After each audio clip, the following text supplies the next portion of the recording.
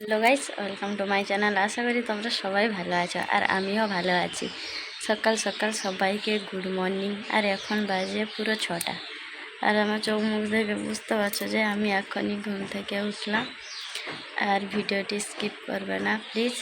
আমি আজকে তোমাদেরকে দেখাবো যে ঘরোয়া পদ্ধতিতে একদম মাংস রান্না, একদম সহজ পদ্ধতিতে। পুরো আমার কমপ্লিট হয়ে গেছে। পেস্ট করে নিয়ে এসেছি আদা রসুন আর পেঁয়াজ। আর দেখাচ্ছি আমাদের মাংসটা খোলা হবে। দেখুন বন্ধুরা, এই যে হেচারি মাংস আর একটা দুটো ডিম হয়ে গেছে। দেখুন মুরগির পেটে এটা এসছে। মা মাংসগুলো কেটে দিচ্ছে।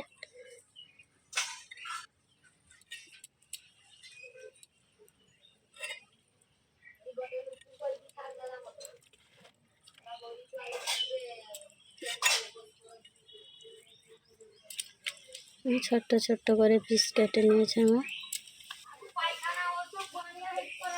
দেখুন বন্ধুরা, এই যে হয়ে গেছে, আলু পুরো লাল লাল একদম হয়ে গেছে আর সিদ্ধও হয়ে গেছে। দেখুন একদম হয়ে গেছে। এবার একদম বের করে নিব আলুগুলোকে।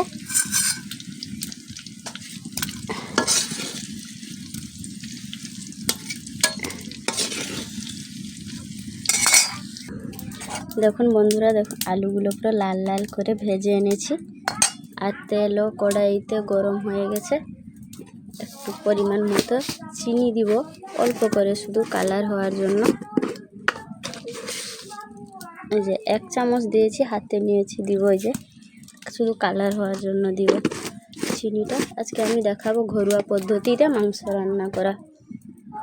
দেখুন পুরো কড়াইটা গরম হয়ে গেছে আর তেল গরম হয়ে গেছে, ফেনার মতো উঠে গেছে চিনিটা। এবার দিয়ে দিব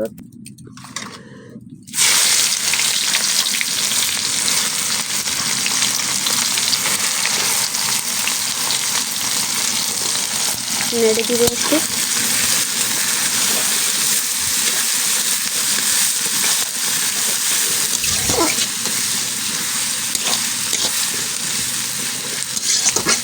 পেঁয়াজের ওপর দিব একটু অল্প পরিমাণে লবণ দিব, এই যে যাতে পেঁয়াজগুলো একদম মিহিরভাবে হয়ে যায়।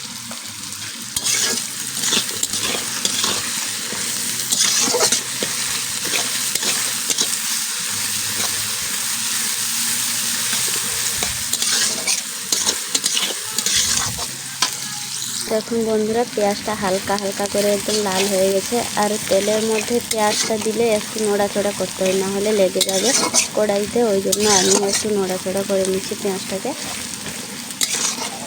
হালকা হালকা লাল হয়েছে একদম পেঁয়াজটা। পুরোটা লাল হয়ে গেলে তারপরে আদা রসুনের পেস্ট দিয়ে দিব।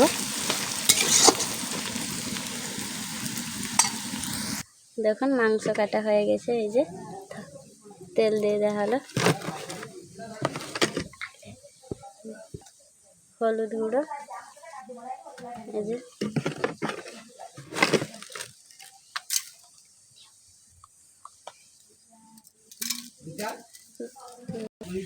গুলিয়ে নেওয়া হবে লবণ আর হলুদ। মাংসের মধ্যে লবণ হলুদ দিয়ে মা গুলিয়ে নিচ্ছে। এই যে কমপ্লিট হয়ে গেছে এই যে মাংসগুলো। না, এখানে দেখুন পেঁয়াজটা লাল লাল হয়ে গেছে আর হালকাও হয়ে গেছে। আদা বাটা দিয়ে দিব, নেড়ে দিব একটু ভালো করে।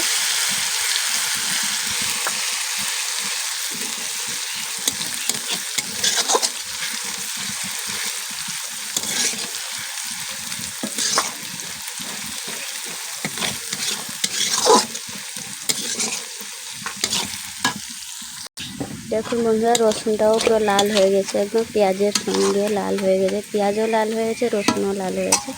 এবার আদা দিয়ে দিব, আদা বাটা দিয়ে দিয়েছি, ভালো করে মিশিয়ে নিব পেঁয়াজ আর রসুনের মধ্যে।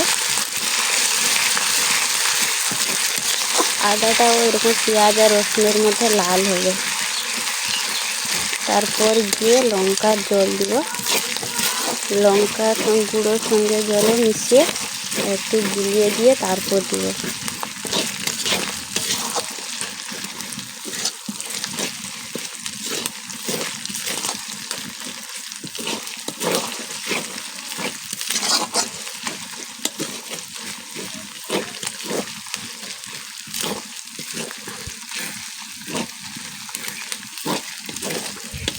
আমার বন্ধুরা পুরো মশলাগুলো হালকা হালকা হয়ে গেছে।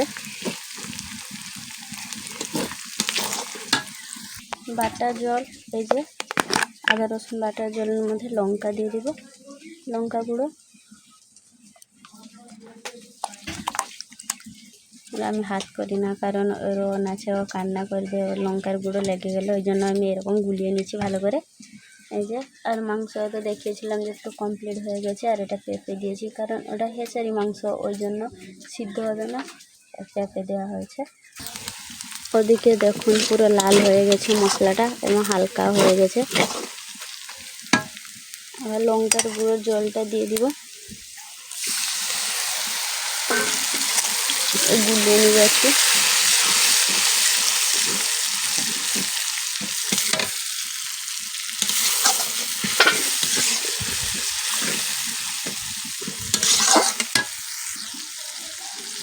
একটু টমেটো দিব,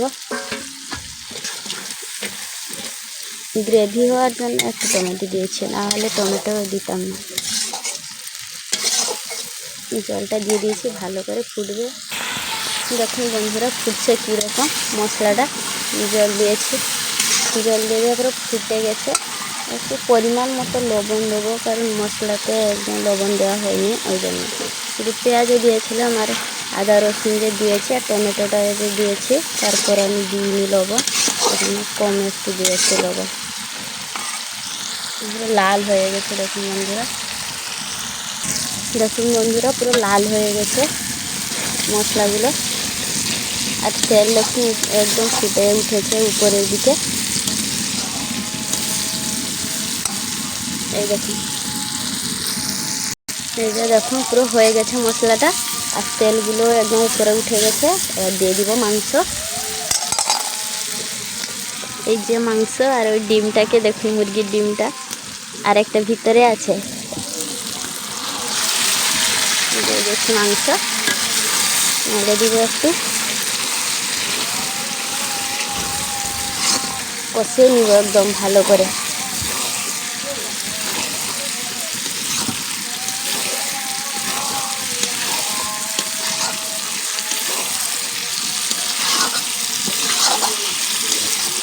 মিক্স করে নিয়েছি একদম, ঢাকনা দিয়ে দিব, সিদ্ধ হবে। দেখুন বন্ধুরা, এই যে মাংস ঢাকনাটা খুলে দিয়েছি, কত জল বেরিয়েছে দেখুন। নেড়ে দিব আর একটু।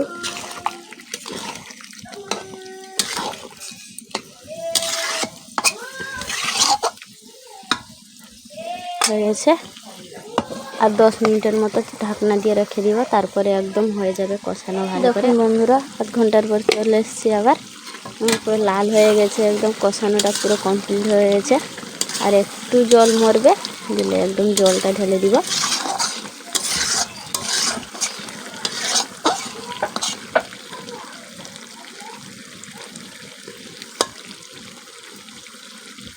মাংস সিদ্ধ হয়ে গেছে, এই দেখুন।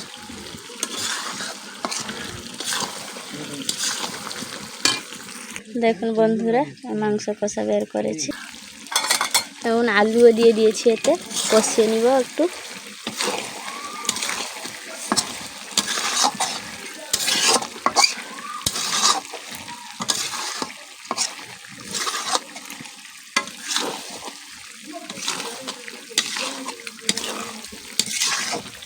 একদম কষানো হয়ে গেছে, এবার জল দিয়ে দিব।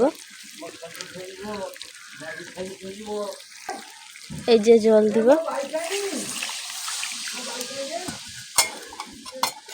হয়ে গেছে, পরিমাণ মতো জল দিয়েছি। দেখুন বন্ধুরা কত সুন্দর কালার এসেছে, পুরো লাল একদম। এই যে দেখুন বন্ধুরা মাংস পুরো হয়ে গেছে, ফুটছে দেখুন। দেখুন বন্ধুরা এই যে মাংস রান্না হয়ে গেছে, বাবার জন্য ভাত বের করে দিয়েছি। এই যে বাবা ভাত খাচ্ছে, ও কাজে যাবেন, একটু দরকার আছে, মিটিংয়ে যাবেন, আর বাবার পায়ের ব্যথা আছে, ওই জন্য একটা পা মেলিয়ে দিয়ে ভাত খাচ্ছে। বাবা আবার আমাকে জিজ্ঞেস করছে তুমি কেন, আমি বললাম তুমি খাও, দিলে আমি খাচ্ছি। দেখুন এই যে ভাত বেড়ে নিয়ে একদম চলে এসেছি, এটা কষার মাংস আমার জন্য, আর পেঁয়াজ নিয়েছি মায়ের জন্য আর আমার জন্য। ভাত দুজনে খাবো, মা আর আমি। বাবা তো খেয়ে চলে গেলেন, আমি তোমাদেরকে দেখলাম। মা যে বসেছে ওখানটা, আমি বললাম মা তুমি আগে খাও একটু, আমি ভিডিও করি, তারপরে আমি খাবো। এই যে মা খাচ্ছে। আজকের মতো এইটুকুই ব্লগ, পরে ব্লগ ভিডিওতে আবার দেখা হবে। আশা করি তোমরা সবাই ভালো থেকো এবং সুস্থ থেকো। আমার ভিডিওটি ভালো লাগলে প্লিজ কমেন্ট করে বলবেন, আর ভিডিওটি যেন শেয়ার করে দেন। আর আমার চ্যানেলে নতুন যারা প্লিজ সাবস্ক্রাইব করে দেবেন। আর একদম ঘরোয়া পদ্ধতিতে মাংস রান্না করে আমার মতো তোমরাও প্লিজ যদি বাড়িতে করো তাহলে ভালো হবে। আবার পরে ব্লগ ভিডিওতে দেখা হবে। আসছি।